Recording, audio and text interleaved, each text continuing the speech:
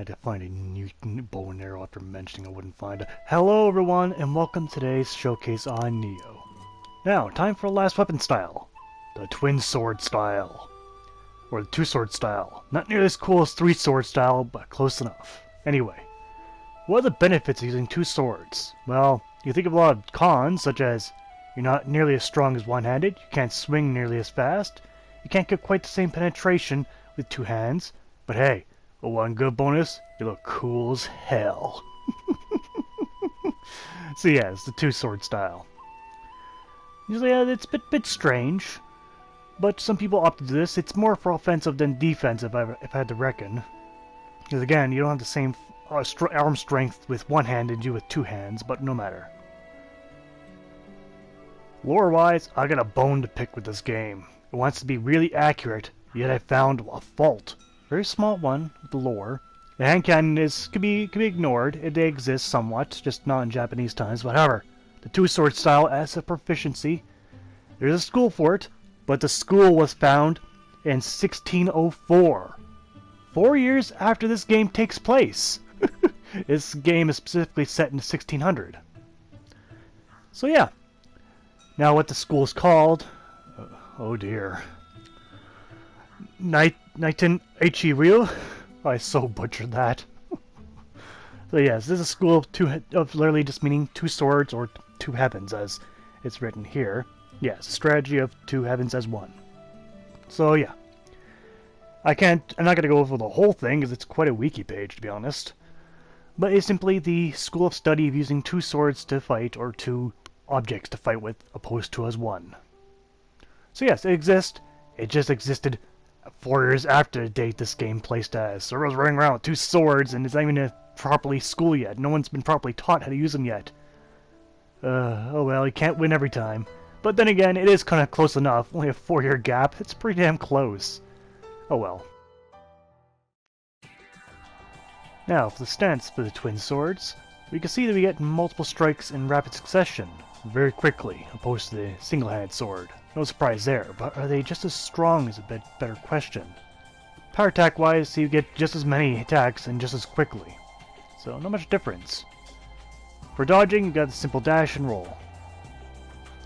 Now for the light stance, you lower your blades and your guard, but whatever. You see you get a lot more strikes and also rapid succession.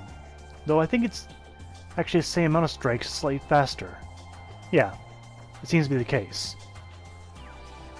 For rolling, or I should say dashing, is the dodge application for quick stance.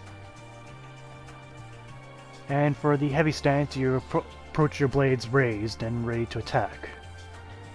Now this one you can see it's much slower. You get the same amount of strikes, just albeit slower and stronger. And for the power attack, you simply got one maneuver, 2 hits, which is arguably the least amount of hits in the whole moveset. As for dodging, you can see with the heavy stance, it's simple, single roll. Now, performance-wise, how does the damage stack up? Now, despite us using two swords, they are slightly weaker than the single sword, though you can see we get a lot more hits in. So, the dual swords are stronger, because their DPS is so much damn higher. Damage isn't really that huge of a difference. They are there, but the damage is too numerical. Like, look at all these hits, look at all of them. It easily makes up for a single sword easily. So yes, in the end you get pretty much better damage value of two swords. So the only question is now, do you have better skills? Let's find out. Now, for these skills, I admit that the twin sword's probably my least used category. Don't really know why, I just never found them appealing. But no matter, that's going to change. Let's see what kind of different moves we have here. God of Wind, so that's the end of combo move, let's take that. The quick kick. The sword has the slash and retreat. Okay, it's a more advanced version, but we'll leave that be. Okay, we already have these moves. No, not. It's similar, but not redundant. No, it looks neat, but Sickle and Chain already did something like that. So let's see if we can find something different. Alright, that's good. That's pretty good. Okay, that's at the end of a high. That's while guarding. Well, okay, that's too expensive for what samurai points I have, but that's nice. Hopefully that'll be better. Okay, let's see. Random slice. Oh dear. Whoa. That looks neat. Let's give that a thing a whirl. And that's all I can afford. Okay, well, looking at the skills, I noticed one thing, that most of the skills are for the mid-stance. Oddly enough. Like, the other ones only have 3 or 4, but the mid-stance has 5. Weird. Usually all the weapons are a little balanced, but this one is mainly for mid-stance. Although we can see I didn't get that many skills, only had 10 points on me at the time of this recording. Okay, so you can see that I got a couple things to try at least. Let's try the random slice. Okay, that's very fast. Let's give it a whirl. Alright. Surprise, motherfucker. And random... Holy shit! He's dead. Okay, that was incredibly effective. Now for the whirlwind. There we go. It's good to use it while guarding, and it seems really quick for our power stance. Let's give it a try. Very nice. Very powerful, and even barely consumed any ki at all. Very nice. And then there's the God of Hand, which is just something you do at the end of the combo. Probably to push your opponent away, if I'd assume. Yeah. Let's see. Does it force him away? No. Okay, let's try it again. No, it did not, and it did very less damage than other moves, so I didn't find that very impressive. But the random slash? Wow. I mean, like, wow. That's a lot of damage really quickly. Very nice. Moving on to the pros and cons of the twin sword style. In the pros, you got a lot of DPS being pushed out. The damage is acceptable as well, not as weak as one would think. Also, the skills are quite diverse. They've got a lot of different skills in there, compared to other movesets. I was kind of worried it would be a lot similar to this plain sword set, but I was wrong, which is good. Alright. On the cons, though, it seems like most of the skills are geared to mid-stance. It is a small con, but it is a con nonetheless. And don't worry, I found a couple of uniques in the regard of your views, so that won't be a case here. And I even found other uniques for other things that I didn't think I was going to find, but no matter.